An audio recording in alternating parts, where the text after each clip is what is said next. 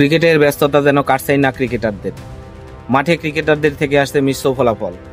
এই জয় তো হার পরের ম্যাচেই। এক ফরম্যাটে জয়ের পর আরেক ফরম্যাটে দল খাচ্ছে খাবি, তবে সিরিজ যেন থামছেই না।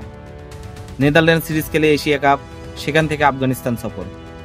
পূর্ণাঙ্গ সেই সফর শেষে ঘরের মাঠে প্রতিপক্ষ ওয়েস্ট ইন্ডিজ, তাদের বিপক্ষে সিরিজ শেষ করে এরপর আয়ারল্যান্ডের বিপক্ষে সিরিজ খেলবে বাংলাদেশ।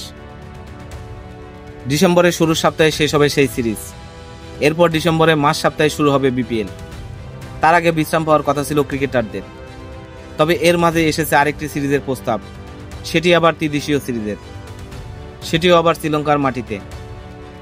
ডিসেম্বরের আয়ারল্যান্ড সিরিজ পর বিপিএল এর আগে সময়টাতে ত্রিদেশীয় সিরিজ খেলার প্রস্তাব পেয়েছে বাংলাদেশ। শ্রীলঙ্কার পক্ষ থেকে এসেছে সেই প্রস্তাব। সেখানে লঙ্কানদের সাথে এই সিরিজে আছে পাকিস্তান। বিসিবির ক্রিকেট বিভাগ পরিচালনার সভাপতি নাজমুল আবেদিন ফাহিম এই বিষয় নিশ্চিত করেছেন। একটা সময় ত্রিদেশীয় সিরিজ নিয়মিত খেললেও বর্তমানে তেমন বাংলাদেশকে দেখা যায় না ত্রিদেশীয় সিরিজ খেলতে। সেখানে এশিয়ার দুই বড় প্রতিপক্ষ শ্রীলঙ্কা ও পাকিস্তানের সাথে সিরিজ তাদের বড় পরীক্ষা নেবে। এছাড়া আগামী টি-20 বিশ্বকাপ স্বাগতিক হিসাবে আছে লঙ্কান দল। বিশ্বকাপের আগে তাদের বিপক্ষে সিরিজের বাড়তি প্রস্তুতি হবে বাংলাদেশ দলের। একই সাথে শেষবার টি-20 টুর্নামেন্ট নিধাস ট্রফি খেলে লঙ্কানদের মাঠে বাংলাদেশ দল।